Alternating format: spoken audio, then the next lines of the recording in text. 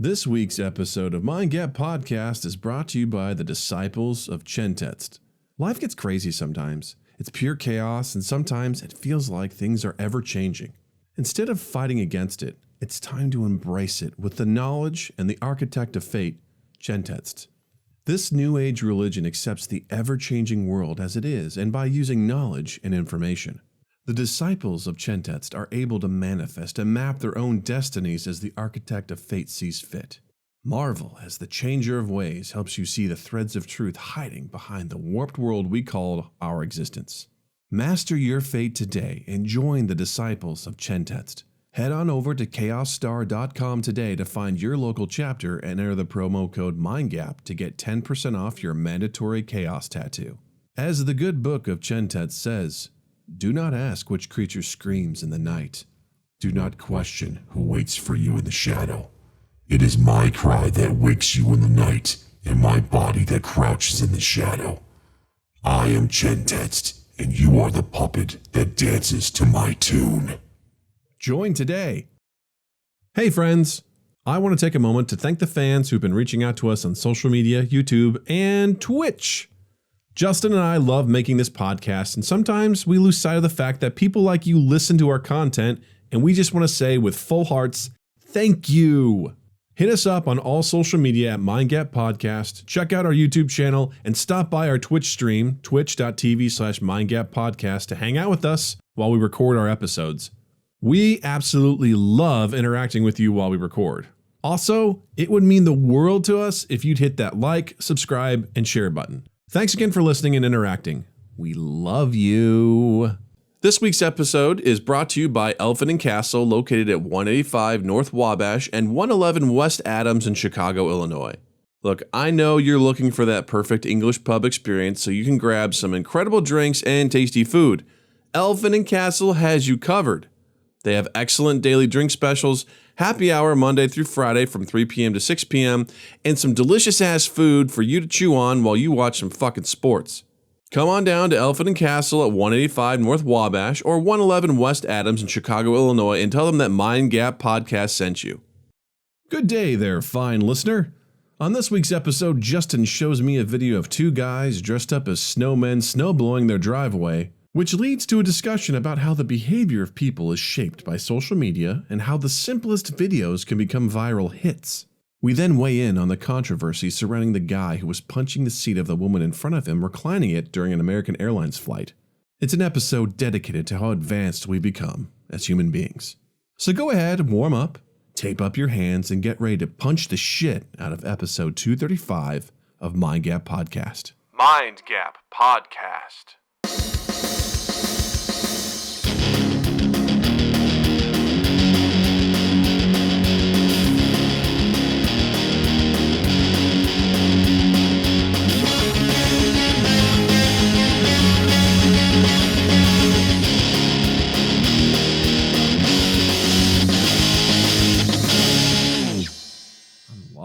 You have to unlock emojis in this? Doug's facial hair looks like California, but at least we can't see his map of Tasmania. Oh, really? Well, That's too for many. merely a $1 a month donation to Patreon, you'll see the map of Tasmania on my scrotum. Yep, we did it, guys. Yep. We haven't even officially started, and we're already talking about scrotes in Tasmania. That works. And Dave Matthews in the background. Just like all my nightmares. What do your nightmares consist of? Well, scrotes, Tasmania, and Dave Matthews in the background. Yeah. Both diegetically and also physically, just there with a knife. Just there with a knife, yep.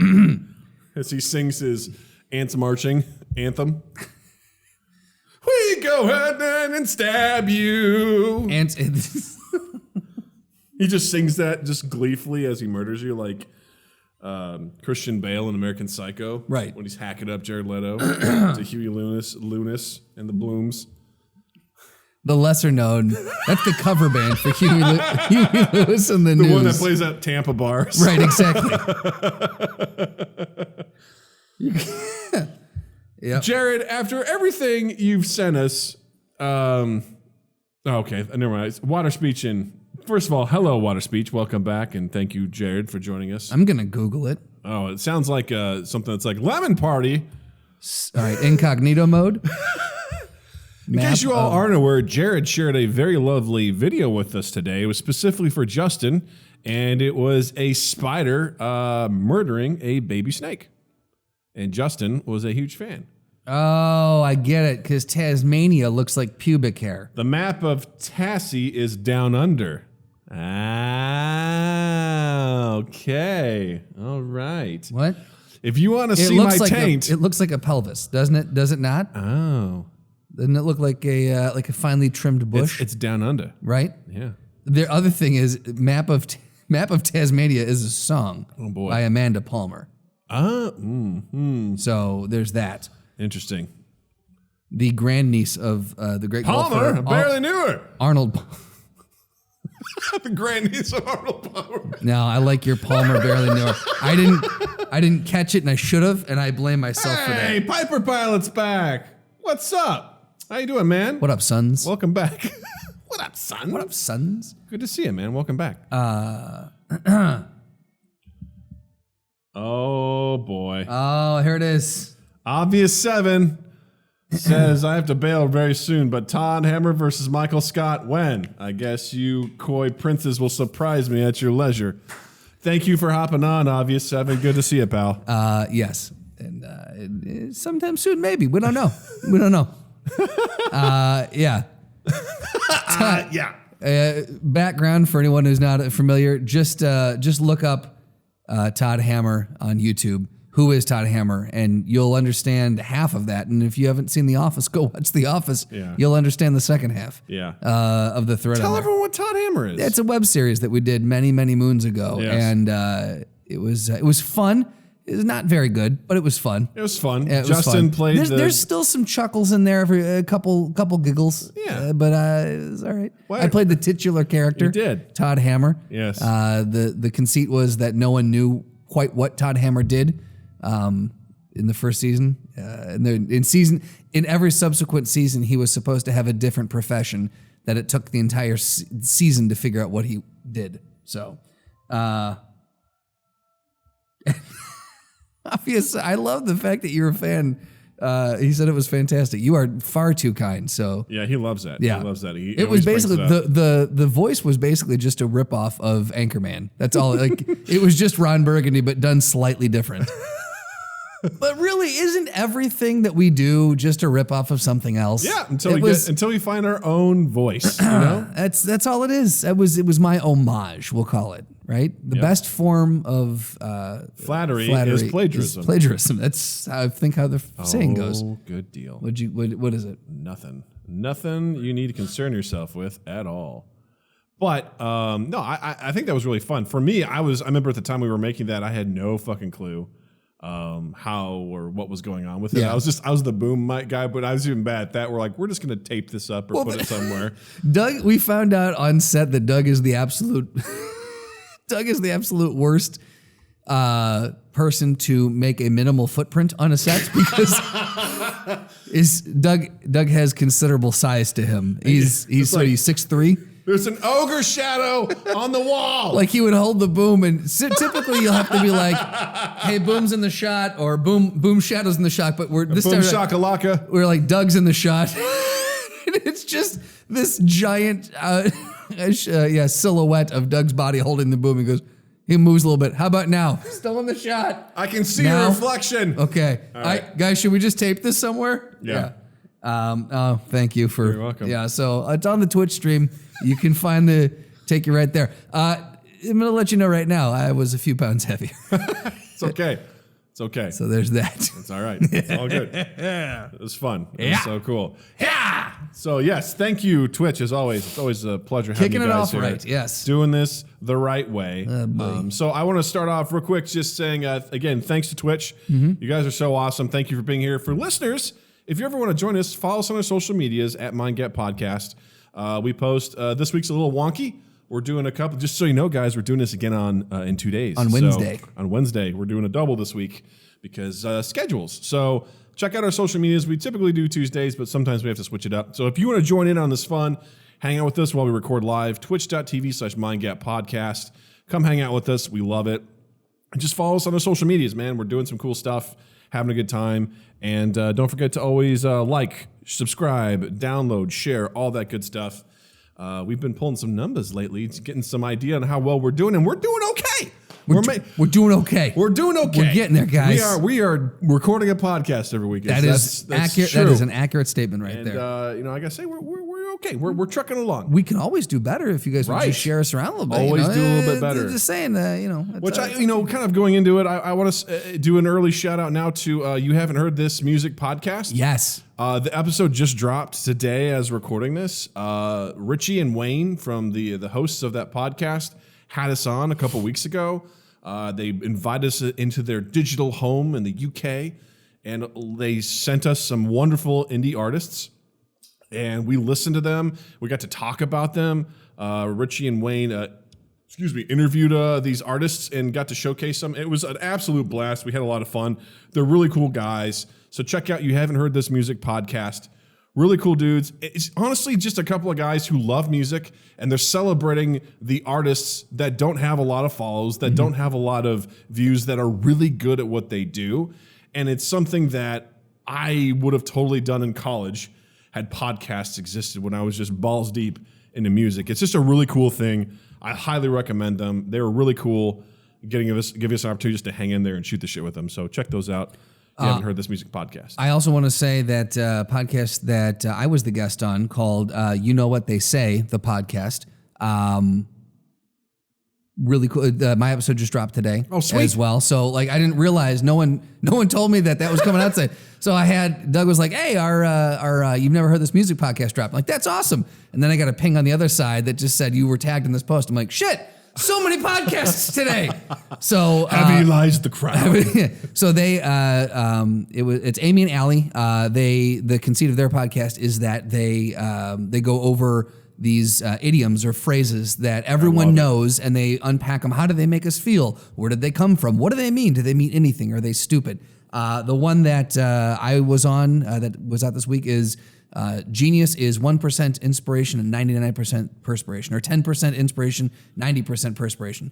It varies depending on who you're talking to, but that's the one we got to unpack. And we got to plug Mind Gap and talk a little bit about this. So cool. We're hopefully going to have them on at some point too, so give them a listen. It's You Know What They Say, the podcast. They're on SoundCloud, Apple, everything, yada, yada.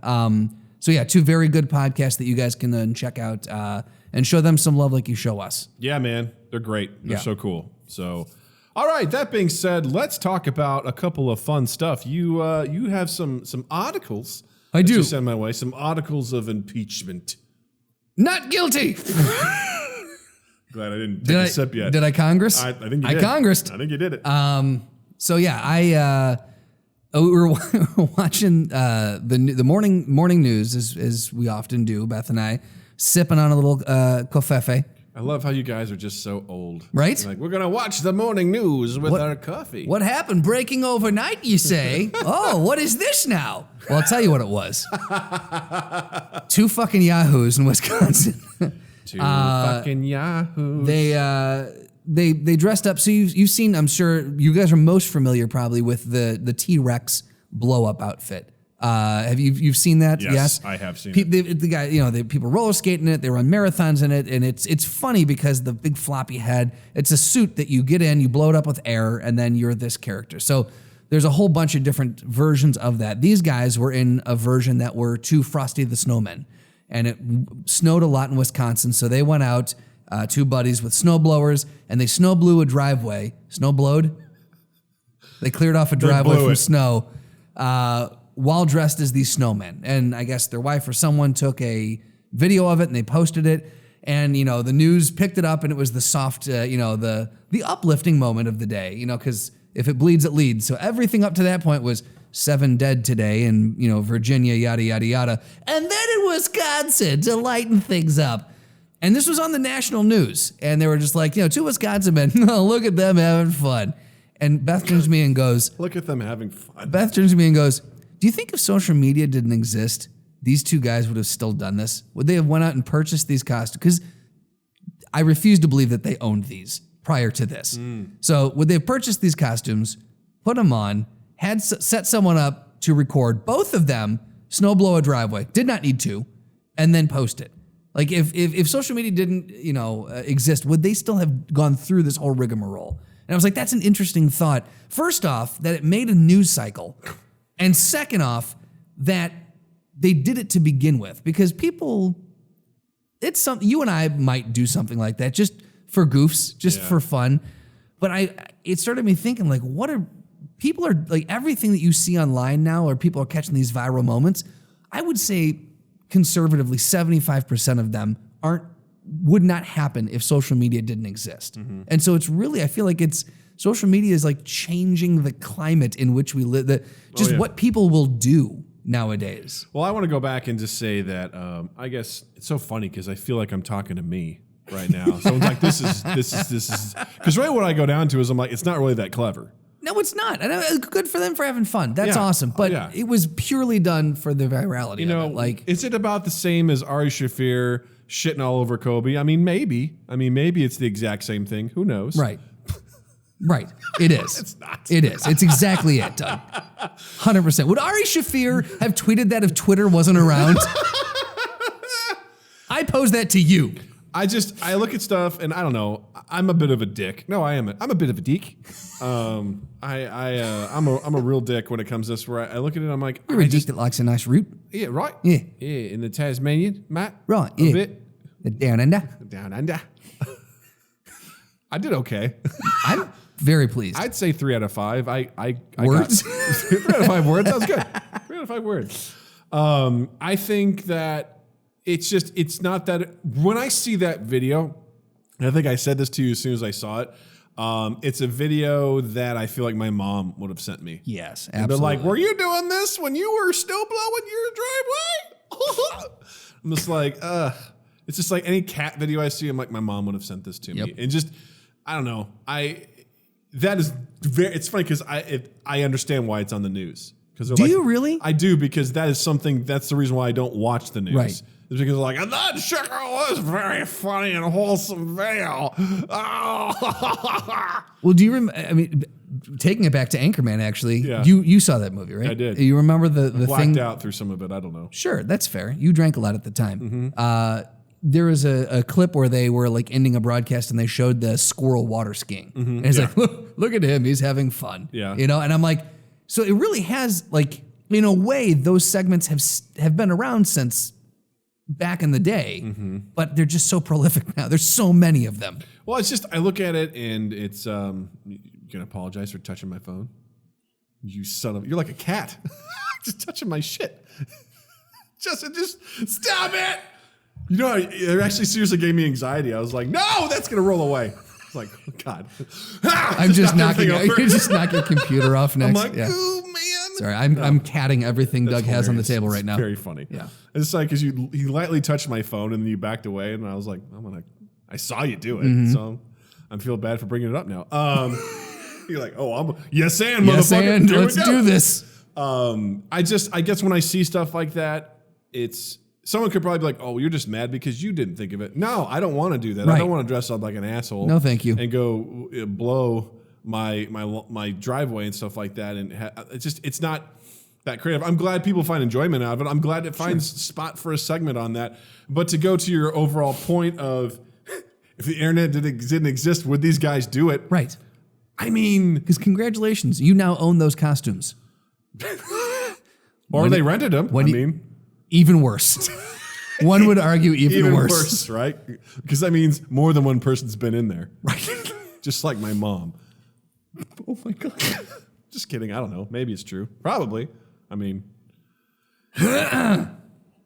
So you were saying. I'm not afraid of silence.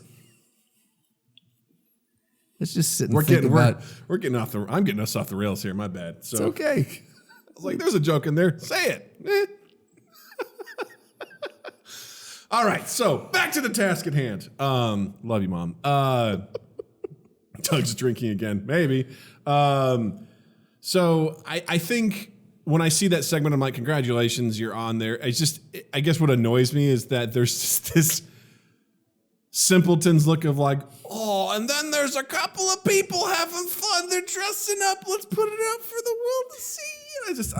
I'm like, get out of here. Like get out of here with that. The optimist in me, or the person who doesn't want to keep putting the negativity out in the world, I keep forgetting we're trying to do that. is like, I'm like, look, it's fun. It's one less story about someone who got murdered, so that's good.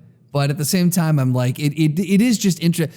Again, it doesn't bother me. It's just interesting to me that there are people, like, social media has turned people into a society that thinks of what else can we do? Oh, I know. Let's get snowman costumes. Let's do that wouldn't have had an outlet prior, or you would have been doing it just to make your significant other laugh or your kids laugh, which in that case, that's awesome. Yeah. Like if you're that kind of just like off the wall, like we're just gonna have a good time in life, that's cool. But it just, they did it. And I think that's the part that bugs me. The only reason they did it was just to go viral. Yeah. And they succeeded. Well, because I don't know if you saw the video of, it was an older brother who every single day when his younger brother got home off the bus, he was wearing a different costume every single day. Okay. And he had I don't know where he was getting these, but every single day he would have, and they just had footage of him every day, and he'd always be like giving his younger brother a hug and whatever. Like, it was very sweet in the sense that his older brother was probably 5-6 years older than him. Okay, yeah. So significantly older. This kid maybe was in 5th grade, and his brother was obviously in high school.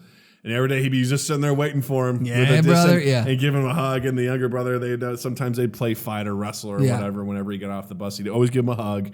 And I was like, that's twofold. One is, I think it's just a fun thing that he does for his brother and the bus. I can see that being done without the video. 100%. But at the same time, the mother was obviously recording it, sure, and showcasing it. Look what this is. So it is kind of twofold, but it seems like there's more heart there. Right. Again, maybe these are two guys in Wisconsin that are always doing this shit, and we don't know. It could be. Yeah, I don't want to falsely throw them under any sort of bus or anything. Like, it's that's just the one that hit. Right. That's just the thing that made him, was the snowman snowblowing. Right. We're like, dude, you have no idea. Sometimes we dress up like moles, and we're in the back digging holes. Moles digging holes in the backyard. They had a whole song and dance, and no one gave a shit. Right. But hey, man, they worked hard. Everyone relates to snow. That's what it is. That is false, but Jared knows what's up. I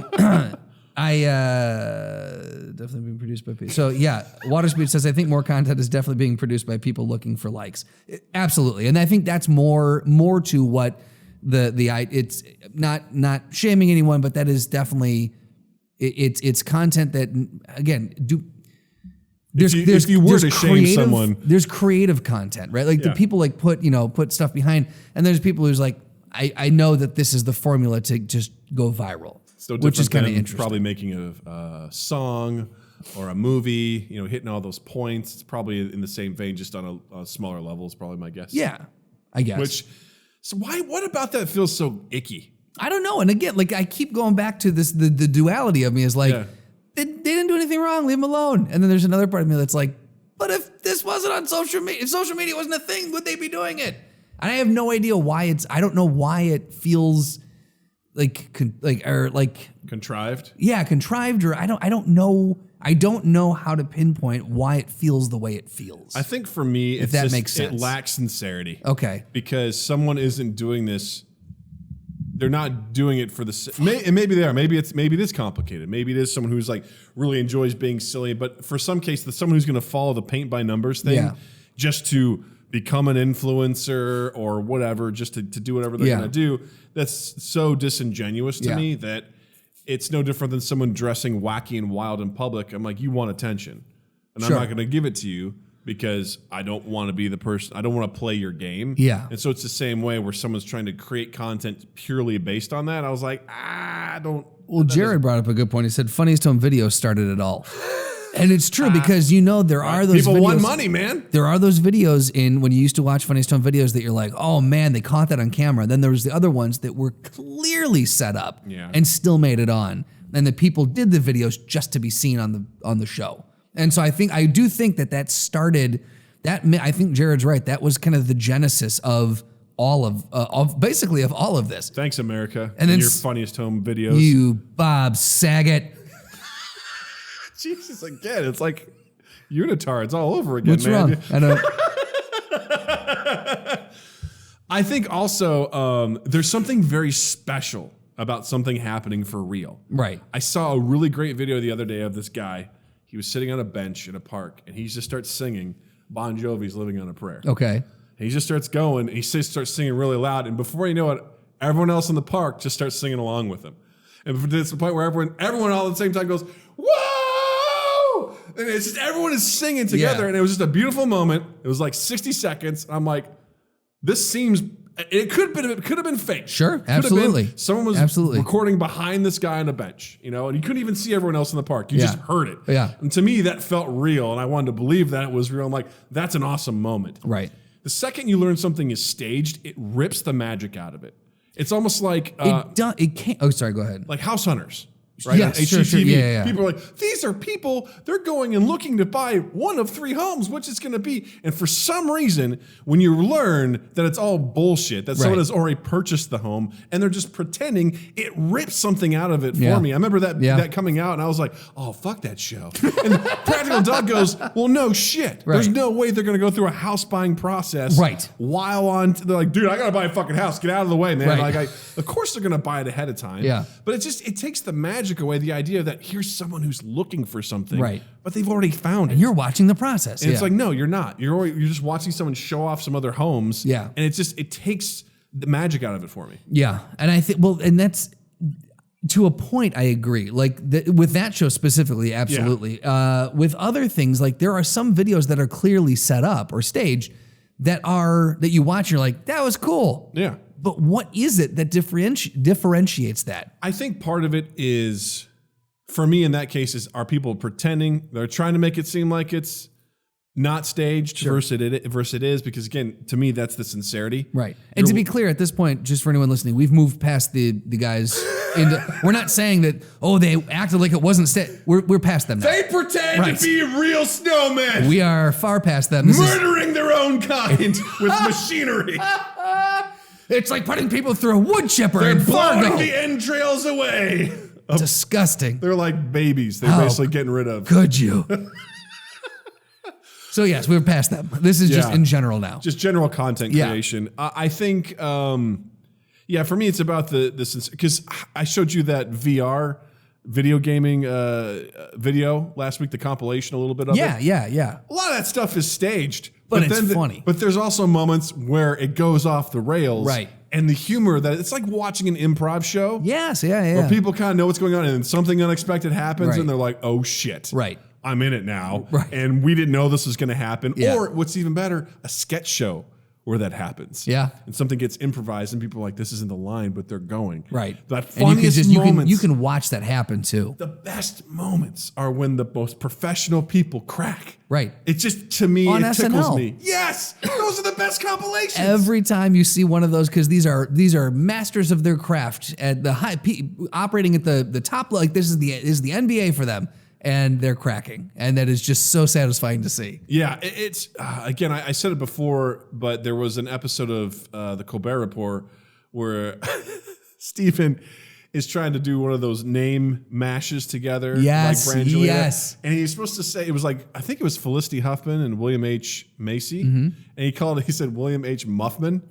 And he said it. And he got it out, and he just was trying so hard not to lose it. crack, yeah. But just saying William H. Muffman, it got him, and he crumbled for like 30 seconds. Right. He put the thing over his face. He couldn't handle it. And I just watched that, and I laughed so hard because here's a guy trying so hard not to laugh. Absolutely. Trying to keep it together. Yeah. And he just couldn't maintain it. It was the goddamn best. And that's one of the things that makes the Stefan character so wonderful is the fact that Hader, most of that it's the first time he's reading it. So he's literally trying to keep it together. Luckily, they've built in a mechanism inside the character that allows him to break. Yeah. But he's trying as hard as he can not to, but Mulaney Yeah. keeps throwing him these fucking curveballs, and you're watching a man go through what you're going through in the moment, and Yes. he's not supposed to be. And that's the Exactly. best part about it. While still playing the character Right. and like doing different voices. Exactly. I love that when he would say something immediately go like this. He's like, fuck, that was funny. Or you can see him read ahead a little bit Yeah. as he's speaking. He's like, and you could just see he'll like, start "Oh, to shake shit." his head like, God damn it. Yeah, spicy, you know? Or what was the, where he talked about a Jewish vampire and he's like, or he has something and he goes, well, are you familiar with like Black Dracula? And he goes, yeah, well, this one is a Jewish, what's his name? Sidney Applebaum. Well, that's the thing too, is he used that came back as like a callback at some point. And he's just, you can see him just fucking, yeah. Anyway, we're butchering Stefan bits now. What are we doing here? That's okay. Water Speech asks, do motives define sincerity? That's an awesome question. I think motives and intention, I think, are something that don't get calculated into things most of the time today. I think absolutely, yeah. And I really think they should, because I think you have to, it doesn't excuse something or behavior, but it really has to be like, what was this person's intention with doing this? Because I feel like it's a factor in the equation. It 100% should be considered, was this person intending to be an asshole when they did something? Or was their intention like, hey, I'm trying to make a joke, it didn't go through, and now it's like, well, fuck. Right. That wasn't their intention. Right. To hurt anybody's feelings or do anything like that. So I think that's something in motives. I don't know, man. Like, I guess that's the whole thing with reality TV, right? Because to me, the motives are, if the motive is like, we want people to watch this show, and the way to get people to watch this show is to manufacture drama. Right. Then I think that motive defines insincerity in a way, right? Yeah. Because you're pretending to do something that isn't real, right? While saying it is real to get people to watch, because you know that's what pulls people in, right? So I would say in a way, then, yeah, motive defines sincerity, because if your motive is to be sincere, right? I mean, I feel like that they do kind of go part and parcel. Well, I think it's just a matter of, what is driving you. Like, you want your goal. Your goal is it'd be like something, let's put it in terms of our podcast. If our motive is like, we've got to get a lot more listeners, therefore we're going to manufacture something that's going to pull in the viewers. Right. And we're going to pretend that it's something else. Our motives are like, we want to be seen. Right. Therefore, I think that is going to define our sincerity, and it's not going to be sincere at all. Right.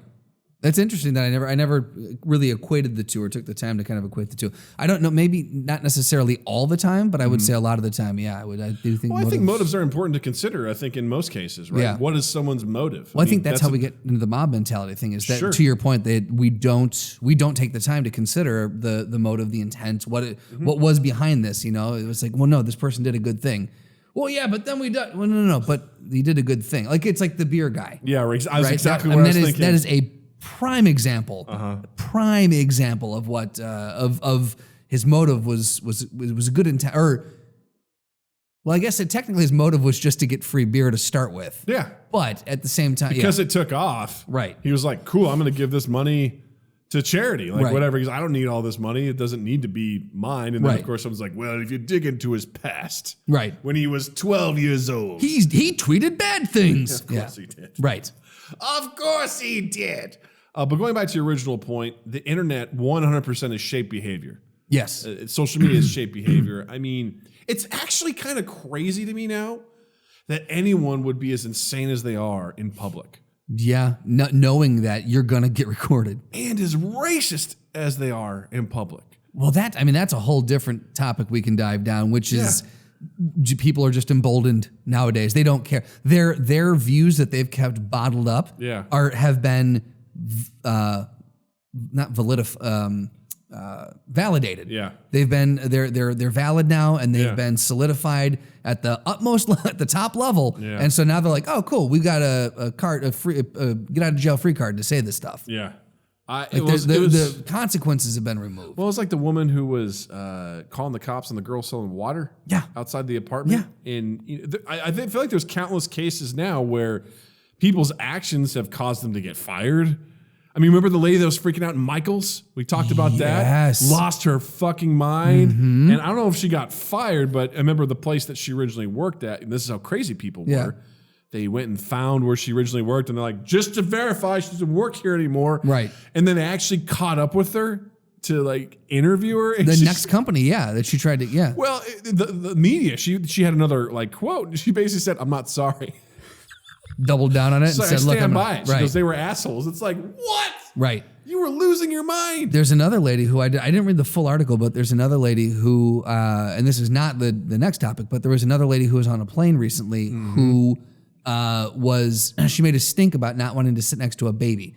She's like, I don't want to. I'm not going to sit next to a crying baby this whole flight. She's this and this. I demand to be moved seats and this and this. And I work for the governor. I work for the governor. I have to get this and this and this. Then why are you sitting there if you work for the governor? Right.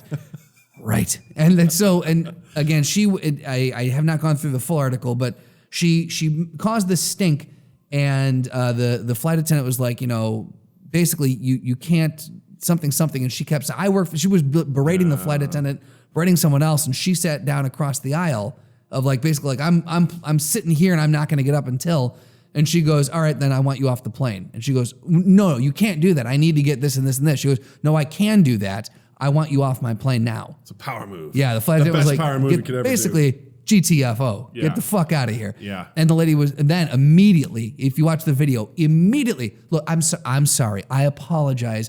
I'm stressed. I need to get this and this. She goes, thank you for apologizing. Get off my plane. Yeah. She would not relent, and basically, but this woman thinks she can say whatever she wants. Got fired from the governor. She got fired from her job after this. Basically, like, don't use us to be an asshole in public. Yeah. So she got fired from her job, and now she's, wherever she is now. And this happened this week. It was this the week? This was very recent. Oh my gosh. It was one of those, well, I don't know this week. It's Monday we recorded this. But still. It happened recently. Yeah, within the last 2 weeks. Yeah. But again, like someone like that, you don't think you're going to get, sure, if this happened, like maybe in the 50s or the 60s, 70s, 80s even, where no one was recording it, you might have gotten away with just people on that plane thinking you were a bitch. Mm-hmm. But not when you've got everyone. Immediately, someone took out their phone and recorded the whole fucking thing. Of course they did. And you're like, you're being an asshole. Yeah. Get off the plane. Well, not only that, it's also, just, you're fired. Well, I hate it when people pull rank like that. That is, if you want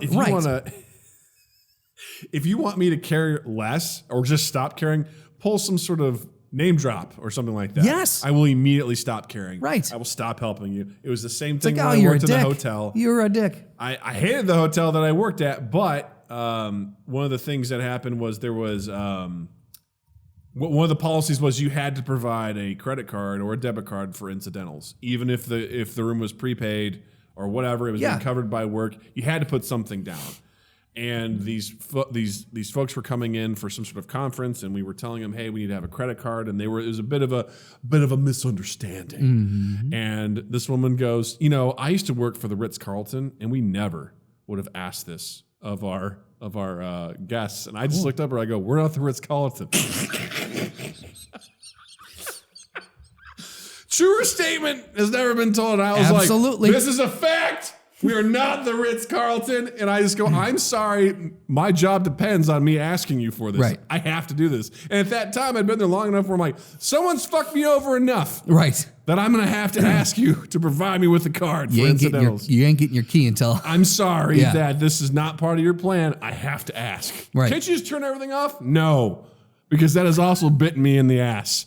What if you fuck something up? Right. You look like you're fine. Right. But anything's possible. Crazier things have happened. Absolutely. But when they pull that stuff, or do you know who I am? How many people have lost their job with that? There was the news anchor, who was berating a tow truck company, calling her like some dirty slag or something like that. Oh no, she's not British, but she's just like, "Do you know who I am?" "Oh, you wanker! Oh, dear, you dirty! See you next to." Oh, I told you were there for that. Absolutely. Can we tell that story We did, on here? didn't we? I don't think so. We told Drew. Anyway, we're gonna tell it again. Yeah.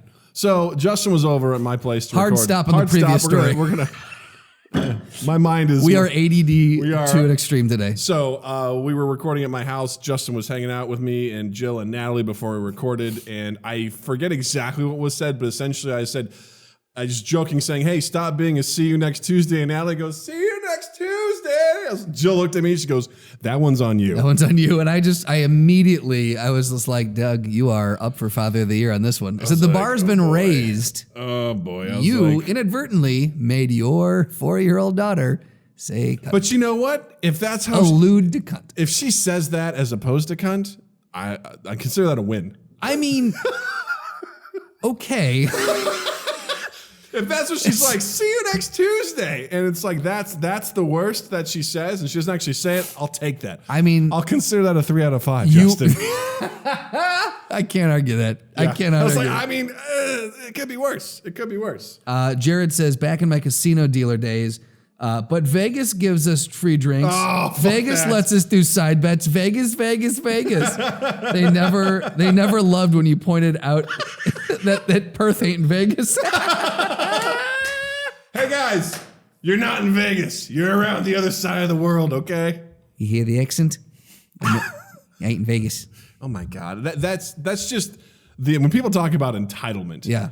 That's what that is, and that woman, especially working for the governor's office. Yeah. Like you are a public servant, you are Right. a public figure. What are you trying to pull? Right. And over a baby. Right, over a baby. And the mom even, you can hear her on tape going, you won't be crying the whole time. Like, I'm gonna calm her down and everything will be fine. I've never had problems with kids on planes. No, Never have. I actually never have either. And still, even now, especially having a kid, and people are so apologetic, I'm like, don't worry. Right. It's a kid. Right. It's a baby. Baby's gonna do what baby's gonna do. It's fine. If your kid is older and they're being a dick, Right. we can talk about I'm that. gonna put him on the wing. You know what I Yeah. mean? It's so those are the things that oh my God, the fact that I don't want to be next to a baby. Right. I work for the governor. I must get blah blah blah blah blah blah blah. Fuck off. No, thank you. Hard pass. Yeah, I'm so Hard glad. pass. I saw that once where a guy got kicked off the plane. It was hilarious. It was so Like you were hilarious. in the plane? I was in the plane. Really? It was like a college Oh, do tell. age kid, and he was sitting, I think, a seat or I think he was like right in front of us. All right. And Joe and I were flying down to Disney World because we're also already flying. It has to be Disney World. Naturally. And it was her and I and this other guy and this kid for what she said, I need you to take off your headphones, please. And he's like, no, I don't have to do that. He was basically just arguing with her. He's like, no. She's Yeah, like, right. no, you need to take those off. He's like, no, I don't. No, I don't. Right. He's just like challenging her. I'm like, Woof. I just like, dude, this kid's holding up everything. So Right. finally the flight attendant goes, okay, you need to unbuckle your seatbelt and you need to leave. Same thing happened with him. All of a sudden, the weight of the world came crashing down, Yeah. the truth of the matter. And he's like, but I'm with my friends. She's like, I don't care. Get off the plane. He's like, what am I supposed to do? She goes, Not my doors problem. that way. Right. All of a sudden, they have to fucking open up the doors again. Holy and shit. He gets And when they escorted do out. that, isn't there once they open up the doors again, isn't there like a whole nother like security measure check that like don't know. there's a whole protocol that comes into place once that door is locked and closed. If they have to reopen it, there's a whole rigmarole they gotta go it's, through. it's like protocol Yeah. and stuff like that. And that guy got escorted out, and I was laughing so hard, and I said something loud enough so the people in front, his friends care. I'm like, so glad that douchebag's off here so we can leave now. Captain Douchebag. And the guy next to me laughed so hard. He's like, yeah. And then after the flight, I saw the flight attendant. I go, hey, I just want to let you know I work in customer service. I was really happy to see you do that. I go, I know it sucked. I go, but you know, you do good work, Right. And you don't deserve that. She goes, thank you. She goes, that's the first time I've ever done this, and I've done this for many years. Oh, I'm sure, She yeah. goes, I've never had to do that. I go, she was like, he was just challenging my authority. She goes, and I can't have that. Well, you because know? imagine if something were to happen mid-flight. Yeah. You cannot have someone who's going to be that much of a cock to you. Yeah. Like you can't have an asshole like that on the flight. Yeah. You just can't because you need people to be able to like recognize that this person is a person of authority, even though in your eyes they may be a lowly flight attendant. But fuck you. Especially with something They're like a person of authority on that flight. Go fuck yourself. with any sort of transportation. Right. Trust me, there's plenty of employees in those things that are dicks. They're oh, sure. total assholes. They're they have their own set of rules Right. that have to be followed that are not protocol, and it's absolutely absurd. But in a situation where someone's just like, "Hey, take off your headphones," or "Hey, I need you to repeat back. Yes, I understand these instructions. Right. I need you to say yes, you understand. Say it." I've seen that delay where like they think they had to ask 2 or 3 times. They're like, "Can you handle this?" And the person nodded. They're like, I need a verbal yes from you. And they nodded again. They're like, No, I need a verbal yes or no. Yeah. And it was yes. Like I think they were thinking like, okay, yeah, whatever. But it's like, no, you don't understand. Legally, there's a lot of fucking red This is tape a here. verbal contract, Right. and you are agreeing to it right now. Yeah. And, If not, you need to move seats. and what is that? Is that I think it's a matter of power. People just feel like they need to. 100%. They don't have much power in their life, and they feel like they have to exert it in those Right. situations. Where like, I'm gonna leave you a bad review. And Right. it's like, okay, To Yelp I go. all right, go for it, man. Right. Like I've taken down all sorts of restaurants and flights. You wouldn't believe the regional airports I've shut down. Really, sir? Yes, I'm air Right. travel. Fuck her over. I could have done better. Come back to me.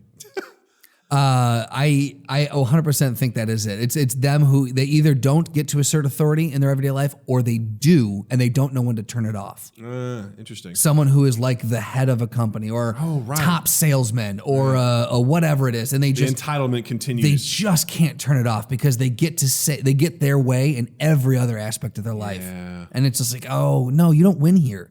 You just don't. That's a tough lesson, and that's something I hope Natalie learns. I'm trying to teach that to her now because she's very much like, well, I want to do this. I'm like, nah, sorry, you need to learn this now that you're not always going to get to do what you want to do. Conversely, I'm trying to unlearn that. I feel like for most of my life, I've been so like, okay, whatever you need. Like, I don't want to rock the boat in authority. In the face of authority, I crumble. Oh, yeah. I hate authority, but in the face of authority, I will crumble.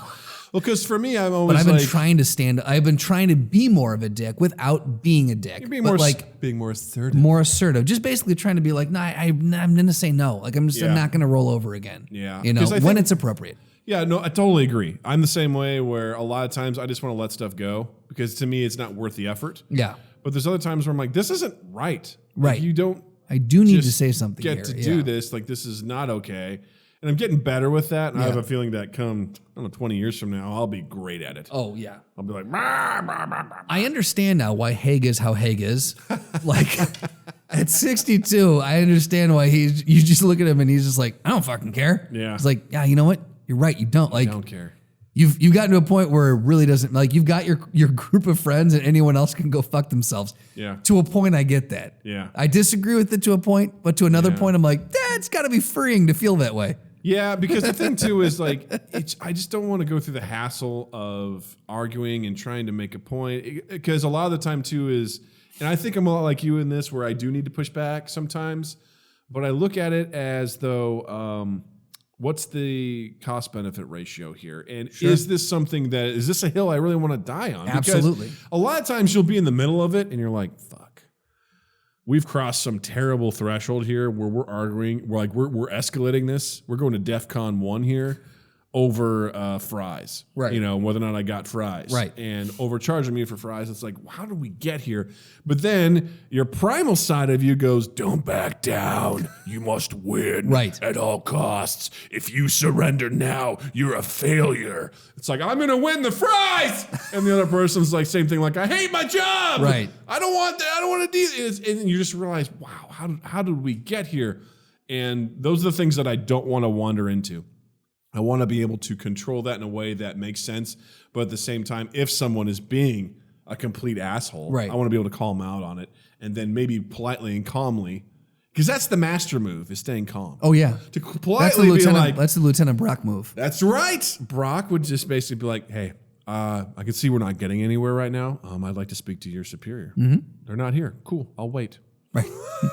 Plop. Yeah, like what? Because that's the thing, is a battle of attrition. It's a battle of wills. Like, what are you willing to do to win? It's a battle of alacrity. And Did it? No. Did I do it right? No, I don't think so. 3 It's out of 5. 3 out of 5. I think that's what this episode's going to be called, 3 out of 5. Yeah, so going back to everything, just people who are throwing their weight around with titles and horse shit, I'm not for it. Well, Water Speech says people act like complete dirtbags on planes. It brings out the worst in people. Why is that? Could not agree more. That is 100% the truth. And I think that, I mean, it's been talked about by everyone ad nauseum, but like it's just the stress of travel. Travel is just not easy typically. People, if you've got kids or anyone with you, like you're wrangling bags and you're trying to get through lines and shoes off, shoes on, belts, and what do we do? Do I step through me, just the kid, and me? Okay, what? I got a stroller. Where do I put that? Do I have to check it? Like there's all this stuff. Where do I hide these drugs? Right. I've got 3 pounds of cocaine up my ass. Yeah. 5 pounds of ground meat. And it's just fucking, there's a lot of shit up my ass. It was a great night. It was a great night. Vegas, baby. Hey. You do that in Perth? Perf. In Vegas, they let me shove ground beef up my ass. Raw. And more ways than one. But I think, and that's all just before you get through security. And so like, then you're on the plane, it's cramped. There's no leg room. It's hot.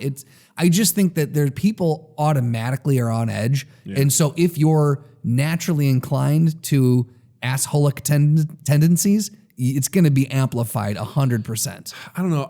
The one thing I really thank my mom for was just traveling a lot with me when I was growing up. So I got used to travel. I got used to things like that. And so, Well, a level-headed person, Doug, don't get me wrong. The normal, well-adjusted individual should have no trouble. and the thing It's stressful, but manage it. the thing I liked about my mom, which actually in hindsight I look at it was pretty dismissive, but if things got out of hand, she'd just be like, "Look, we can't control this, so let's not get upset about it." Sure, yeah. Which at the same time, I'm like, "You're invalidating my feelings." But the point being that, Fucking snowflake. but I mean, there's something that's absolutely right. Why worry about the things you can't control? Right. Hey, you need to get your luggage, but the luggage container on the plane is stuck. Well, we can't do anything. Right. Why go rage out at the person at the front desk who has no control over that? Sure. You know, it's like, no. We don't need to do that. We don't need to go and take it out on them just because it sucks. You know, if you're especially trying to catch a connecting flight, 100% that stuff sucks. In those situations, I'm like, look, this is bad luck. It's bad luck. Right. I can't control it. You can't control it. It sucks. I'm sure you're getting hammered for it. I'm not going to pile on. Right. Because I don't need to. But on the same side, if someone is responsible for it and someone is clearly like because they screwed up, because they weren't paying attention, because something or the other, then they should be held accountable. Right. And that's just all I'm looking for. If you want to win me over as a customer or as anything like that, as a human being, just admit when you're wrong and we'll work through it. Right. We'll work through it. I appreciate someone just acknowledging their mistakes. So there was another story that actually Water Speech was hoping we were going to bring up, and you're welcome. We were going to bring it up. Yes. Speaking of people being assholes on a plane and bringing out the worst in people, there was a woman who reclined her seat on a on an airplane. The Delta CEO spoke out. I don't know if it was on Delta, but woman reclined her seat on an airplane mid-flight. And apparently the guy behind her was none too happy about it. And he started punching the back of her seat. She says he violently punched it like 8 times. Then she started recording, hoping that that would deter him from doing it. It did not. He, instead of quote unquote violently punching it, he continued to tap it and like play the drums on it and kind of like boop, boop, boop, boop, boop, boop the whole time. And the flight attendant actually came up and she got berated for recording him. So the flight attendant was like, "You need to delete that video and write your seat, like bring your seat basically back up." And I think I don't know. The woman said like, I got berated, he got a free drink, and so I don't know if they whatever, but it was interesting because again, this is something that made the news cycle. And the first thought that I had when the first way I learned about this was Judd Apatow's tweet where he tweeted at Delta. Yeah. Because the CEO was like, what we need to do on planes is we need, like, if you want to recline, turn around and ask the person behind you if it's okay that you recline your seat. And Judd Apatow was like, no, we pay for the right to recline our seats. And I was like, well, that's an interesting debate. And so then I started thinking about this and I was like, 2 things. One, if social media was not what it was, similar to the snowman thing, social media wasn't what it was, this would have started and ended at that flight. Mm-hmm. And maybe it would have been a story for dinner parties for both of them, But now it's legitimately it is part of the news cycle now. And it now is on Twitter and celebrities are weighing in and all, like it is now, the New York Times wrote an article about it for fuck's sake. What's happening? This used to be just something that happened between 2 people on a plane. Well, how about... I'm tired of these fucking tweets on this motherfucking plane. It's like, it sounded like people joining the Mile High Club. Like, this just used to happen between 2 people in a bathroom, a tight bathroom on a plane. Right. You know what I'm talking about? A tight bathroom and a tight... What's up, Clown Pup? How you doing? So I found out about this because my good friend Matt Hanley, also Mind Gap Podcast All-Star, frequent flyer, flies a lot. And he started posting about this last Thursday. Uh-oh. And I only became aware of it because of him. And here's what he originally wrote. He said, pro tip, don't be a baby if someone reclines their seat. If you want more room, pay for a better seat. Don't buy a seat in the back that doesn't recline and then punch the person's seat in front of you like a 12-year-old. She paid to use the button on their chair. He did not. This guy is flying American in the back, which means he's flying basic economy, the class below economy. You pay for basic, expect basic. You pay for basic and expect more, you're just a jerk. And the way I interpreted that was no different than when I worked at the hotel. And, what's up, Clown Pup? We'll talk to you a second, pal. Hang in there. it's like someone who prepaid on Expedia or something like that and Right. got a dirt cheap rate. And There they you come in, go. they're like, my room's too small. Or I wanted a view. I'm like, you got a standard room. Right. Well, maybe I'll just have to, I don't know if I want to stay here anymore. I'm like, that's cool. You prepaid. So you have to go talk to them. Right. And whatever. Like, but I want, it's like, you can't, the unreasonable nature of a human being When they're not getting what they want. to pay for nothing and then be dude, like, listen, my life as a 6'3", 6'4" man, in places like airplanes, trains, cars, I just Planes, don't fit. trains, and automobiles. I just don't fit. Right. The world, as Jill and I joke, the world wasn't built for Doug, and that's fine. I've lived with that. I've gotten over it. So in a situation like that, if you're paying for basic, you gonna get basic. All right. Don't get mad about it. Yeah. All right. Do not get pissed.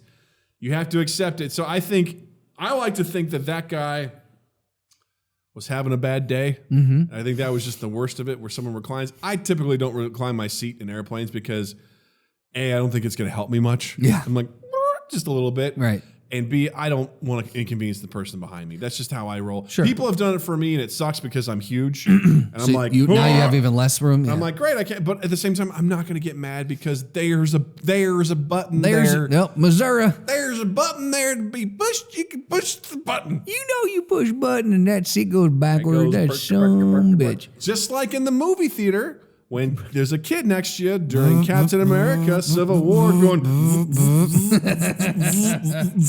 with the fucking reclining chair. It's awful. It's awful. Oh, glad. So Clown Pup says I have Tourette syndrome, so I have severe tics. Plus, I don't like airplanes. That sounds like a nightmare. Is that I too have Tourette syndrome, so I feel your pain on that one. Is the stress of airplanes, does that bring them out more for you? Is that kind of like a double whammy for you? Jared said I fell asleep immediately on planes, so I would be fine with the back seats. Well, good for you, you. Jared. You Good back for to you. fronter. you. I'm good with the back to the front of the plane. Anywhere from back to front, I'm good there. Yeah, man. If yeah, I fall asleep, I snore, so no one wins. So Doug, I'm you like- are just I go, life it's in not general good. is tough It's for not you. good. Yeah. But the thing is, I accept that. I know what I'm walking into. Yeah. I know myself. It's my life. I think that I don't fully, though, at the same time, I don't fully disagree with the Delta guy. I do think that there's nothing wrong. I don't think we need to be beholden to who sits in front or behind us, but it's not a bad idea, again, just to show everyone a little bit of like everyone respecting each other, to go, hey, look, I'm gonna recline my seat, or even give it like I'm gonna recline if that's cool with you, and just back it up.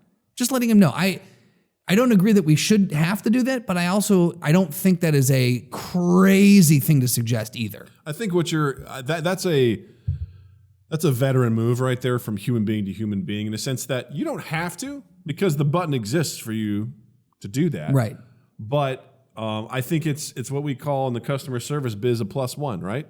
Mm-hmm. You're reaching out to that person. You're saying, hey, look, I'm going to do this. Is just giving you a heads up. Is that cool? I think that's really awesome. But those are the things where I get extra respect for people. And if someone were to ask, I'd be like, yeah, absolutely. Do your thing. By all means. If anything, Live your life. it encourages me to be more supportive of that person, because I think that is a kind thing to do, to go about it. And, it's just like this person, again, I don't think they definitely should have had to do it, but they had a small child or a baby on the plane, and they made like little gift bags of treats for everyone that had notes that said, hey, sorry, blah, blah. You do not need to do that. You don't have to. I mean, cool of them to do it. I was very Did not kind, have to. but I was like, guys, you were self-conscious and you felt like you needed to do that, but very cool thing to do, human being to human being. Absolutely. And I think that's there's the 3 out of 5, and then there's your 4 out of 5 and 5 out of 5 behaviors, and those are in that realm. Right. Now, I want to make it abundantly clear. I have never asked to recline my seat, and so I do.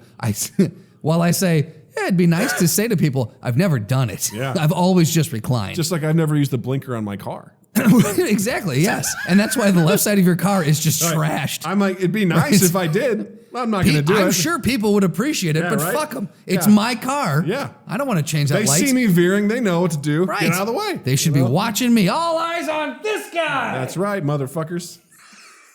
I love how I said that, and you're like, oh, okay. Yeah. Drive better. I think I don't. But again, to the social media aspect of this, though, like this This interaction between these two people became news this morning. But I might also ask, why? maybe this is necessary, Justin. Is it? To move forward the social interactions on planes. We're talking about it. We're having discussions. What should we and should we not do? Sure. As stupid as it is. Fuck, I hate giving you that, but it's so true. And I hate saying it, Justin. So true. I hate saying it. I think there's a little bit of a benefit there. Because we're actually dissecting it in a way that people are like, well, moving forward, what should we do? And you literally just said minutes ago, you know what the cool thing to do is? To let people know before you're going to recline. Right. And that's going to spread. And maybe that's where we'll be at. Everyone on Twitch, everyone listening here, go forth and be good people on planes. Yeah. That's all it is. That's the only good thing I can see from it. Now, again, I think what draws people to it is the insanity of it. I also don't like the conclusion of the woman essentially being told to stop that recording, she was in the wrong, and that the guy was rewarded for it. I mean, if that's the case, yeah. I can't verify this, but that was her quote. So. You know, it's one of those things where it brings you back to, I've been talking a lot about the hotel tonight, so I figure we can go back at least one more time. I mean, that's the genesis of everything. The hotel. There was once a man who came and stayed at the hotel. He was from, I don't know, a place called Australia.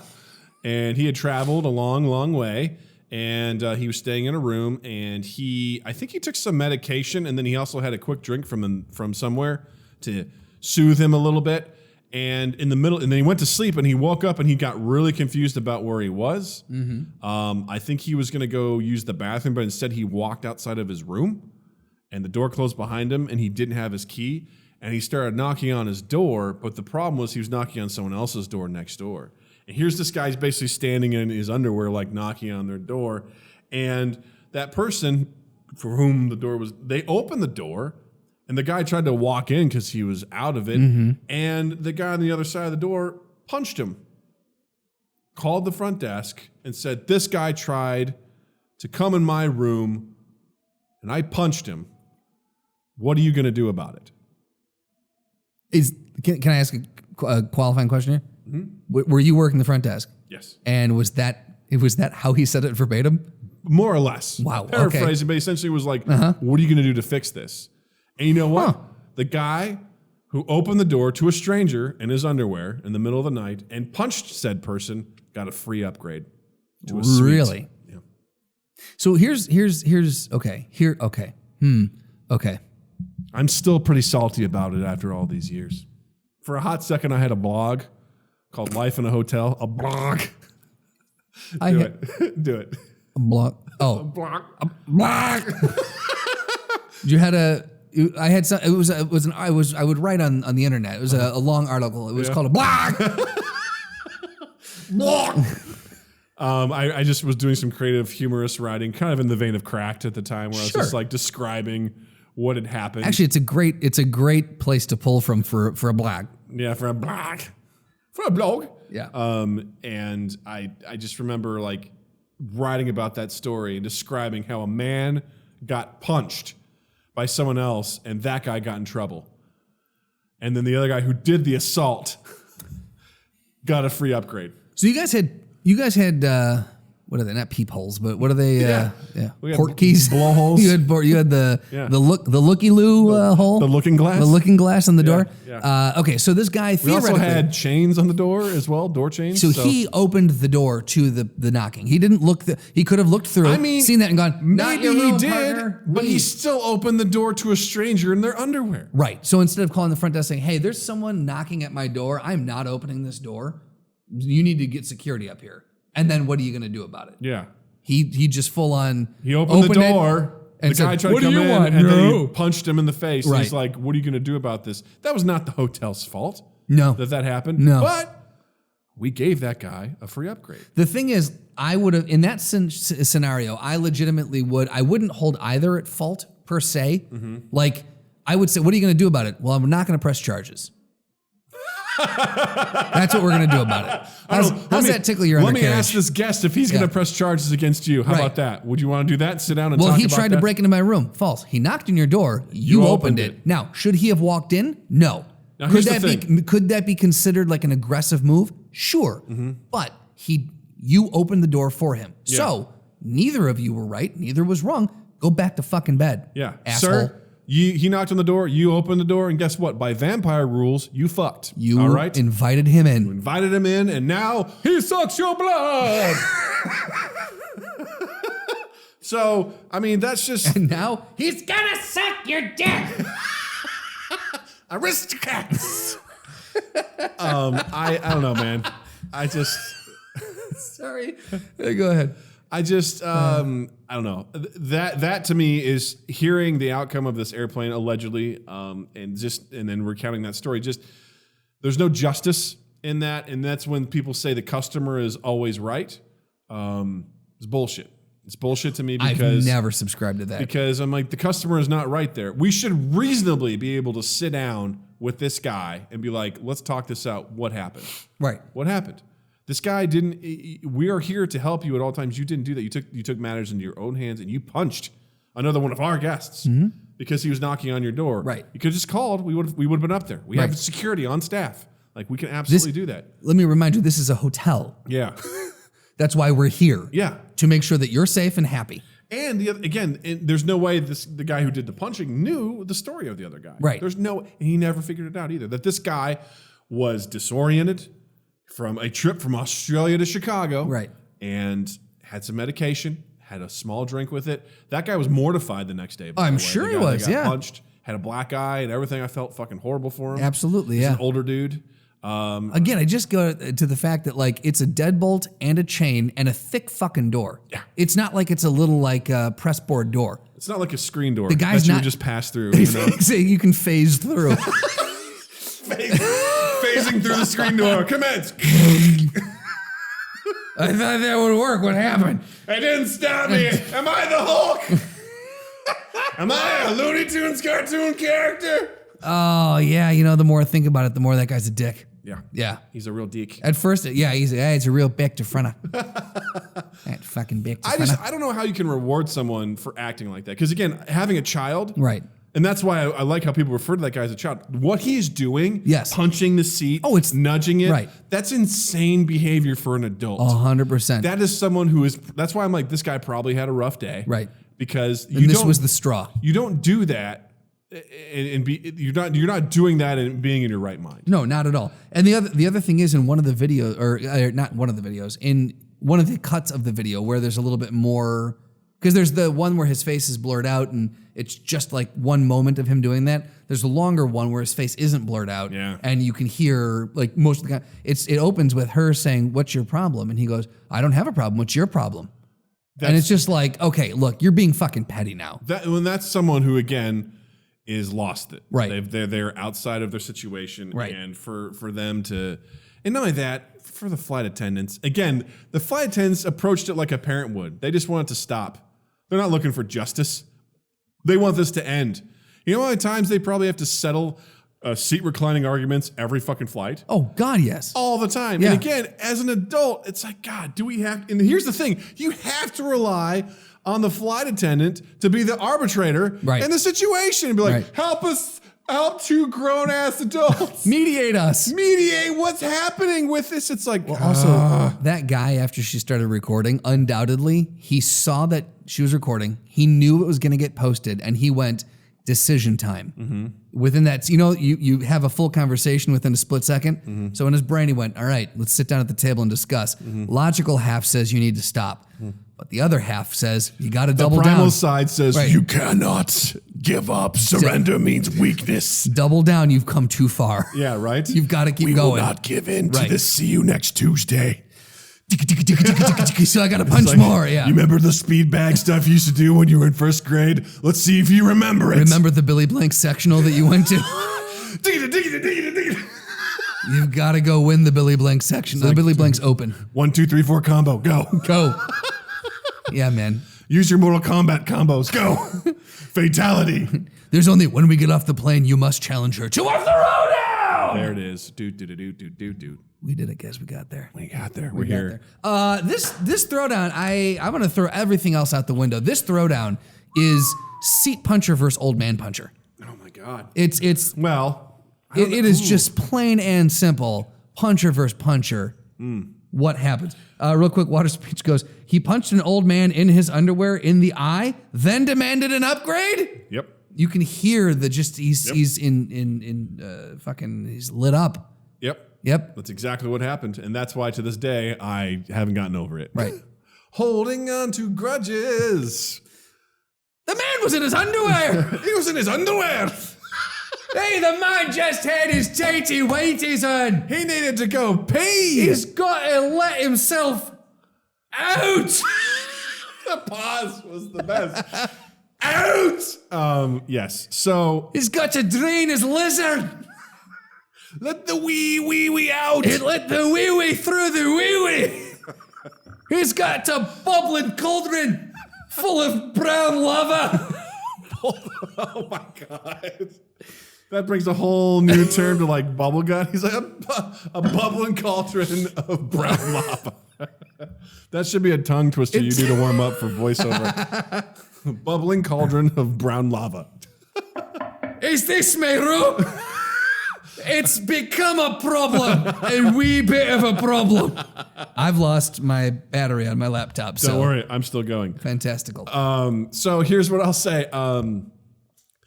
The seat puncher, we don't really get to see any power or anything behind it. That's true. We've He's heard just- legend of the power. Legend. He punched it Legend of the power. He punched the it- seat puncher story. violently 8 times. So, I mean, we do know for sure that one inch, one fist punch. Jeet Kundo all Jeet day long. Kune Do, the one fist man and one punch man. We do know that the hotel guy successfully landed a blow on an old man in his underwear and knocked him down. But this guy, the plane guy's got stamina because he did this for presumably most of the flight. Yeah, right. So it was like, you want to talk about repetition, Yeah. right? Just getting in there and just really violently yeah, punching. It was a punching move. It was a punching move. You want to hang out tonight? What? I would say that. So who's more of a threat? Someone trying to defend themselves out of fear, or someone who's angry? What's a greater? Oh, I would say the survival instinct is Yeah. a greater instinct than the anger instinct. Right? Because I think It's a more powerful. The hotel guy thought that he was in danger, that someone was trying to invade. Right, and when an old therefore man in his underwear was trying to invade his room that Exactly. he opened the door He's for. going to plant a flag and Sure. claim it because that's how it works. Right. And so this guy, out of survival and adrenaline, did that. Whereas this guy was angry. This guy was angry. He was frustrated, and I feel like this guy is on the plane with this other guy, and he's doing something in a way that makes hotel guy feel threatened. Well, I'll tell you what it is. Tell me. The hotel guy reclines the seat. Uh-huh. And this guy gets all pissy, starts punching it. Well, the guy's like, his fist might slip and hit me. And we all know that any head trauma can cause massive, massive problems and could lead, theoretically, to death. So he's like, I need to fucking save myself. I don't know what this guy's going to do. Well, he's also concerned that he's going to hit his lovely wife. Absolutely. Maybe the chair over there. How far does this go? Exactly. Yeah. And the second that guy touches the seat, the other guy gets up and just haymaker Just right to the face. right. There's no recording. So it's like out of surprise. Like those survival instincts just kick in. They kick in, and he just lays into him because he thinks he's in danger. Fair. And then he's like, "What are you gonna do about it?" He says to the flight attendant, "What are you gonna do about this?" Free upgrade. This man First punched class. my seat, and they're like, "How about a plane? Here's a plane." Well, no, Ironically, ironically- you can have this plane. Everyone, get out! We're landing. Ironically, the upgrade goes to the seat puncher because that's how it happened in the other one. Well, I mean, so who really wins then, Doug? No, I feel like the guy that lays him out is the one he wins again in all forms because enough. he punches Flight him. attendant comes up and goes, "Sir, that was the finest punch I've ever seen. You win this plane." This is his plane. We're going to stop. Where are we? Chandler, Arizona. Get out, everyone. I'm sorry. Where are we? Bald Knob, Arkansas? Get out. Everyone out. This plane belongs to this man, and we shall carry on as your crew. We'll be pirates of the sky. Captain, oh Captain, where shall we go next? And it turns into an adventure. So we're saying Captain Old Man Puncher for the win? Captain Old Man Puncher for the win! Dude. That was awesome. Done. That was Dunzo. done. Woo! Man, that was an energetic episode. I hope you enjoyed it because I did. I finished. That's a first. Thrice over. That's a first. Yeah. Anyway, Justin, what have you got to promote this week? Holy buckets, Doug. There is a movie that I watched. It came out in 2013. I've been wanting to see it for a long time, obviously. Look who's calling me right now. Hey, David, we're in the middle of something here. David, we're on a podcast. David, we're on a podcast. You should be watching on Twitch, David. Watch on Twitch, David. Yes, so there's a movie, came out 2013. I've been wanting to see it ever since it came out. It's called In a World, and it written, directed, and starring Lake Bell.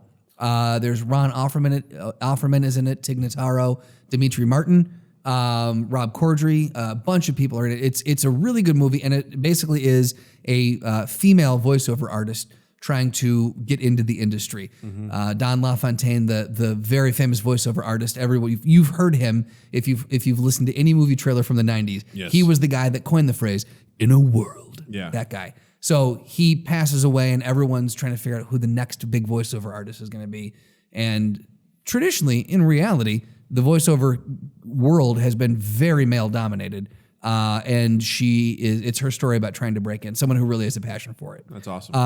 Indie film, shot and done very much like an indie film, and it was lovely. I absolutely loved it. I remember So, when that movie came out. I saw the trailer. I was very interested in it. So I would highly recommend. It's an easy watch. It's one of those where it's not gonna sit with you and make you like, oh, I gotta think about life for the rest. It's a real easy watch, real entertaining story, well acted, well directed. I think it was good. That's really cool. Yep.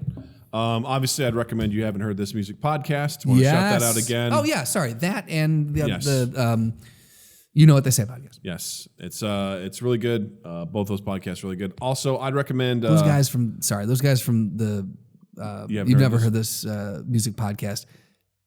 The dry wit that they have, They're like is a unfucking rival. They're a British version of you and I. They're hysterical. I feel like Yeah. I felt bonded with them, especially the way like Richie gave Wayne shit. Oh, Just absolutely, constantly, yeah. Like just immediately. Like at one point, Wayne goes, "There's a band called Fake Magic," and Wayne goes, "Well, isn't all magic fake?" And without missing a beat, Richie goes, "Oh, what about Harry Potter?" Yeah, no, And, Harry Potter magic's real. and Wayne just kind of goes, he goes, "Shut the fuck up! You don't know what you're talking about, Wayne."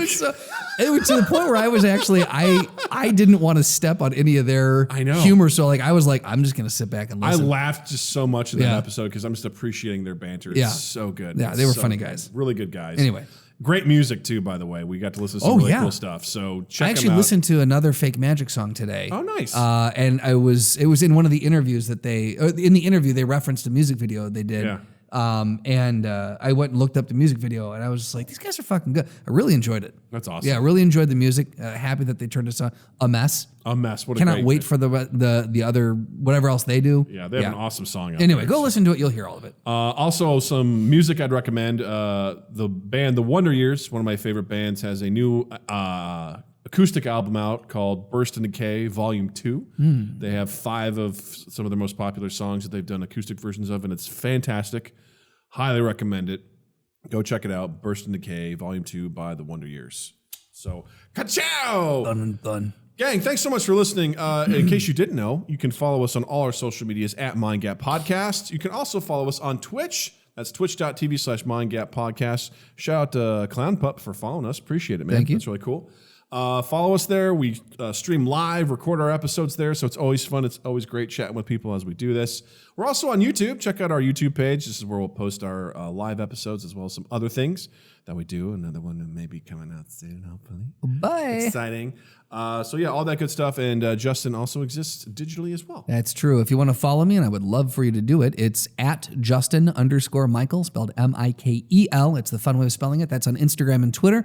While you're in the online realm, also check us out on Apple Podcast, on Stitcher, on Spotify, and on Google Podcast, wherever you consume and listen to the podcast. And apparently I found out that we're on a bunch of... So really, I think these other aggregates just pick up shows, so you can find us on pretty much any platform. So listen to us there. Share us around. That's the big one that we always ask you guys to do. Just share us with like 2 or 3 or 20 people, whatever you feel comfortable with, and let them know that this is a good show to listen to, and we will forever be in your debt. But we won't actually be in your debt. Review us, rate us, all those things. 2east8th.com/mindgap, and then just keep an eye on all 2 East 8th's other stuff as we kick this year off. We're going to have some fun stuff coming out. Goddamn right. Justin, thank you. Douglas, thank you. Twitch, thank you. Listeners, thank you. And we will see you all next week. So have a dandy fucking week. Mind Gap Podcast.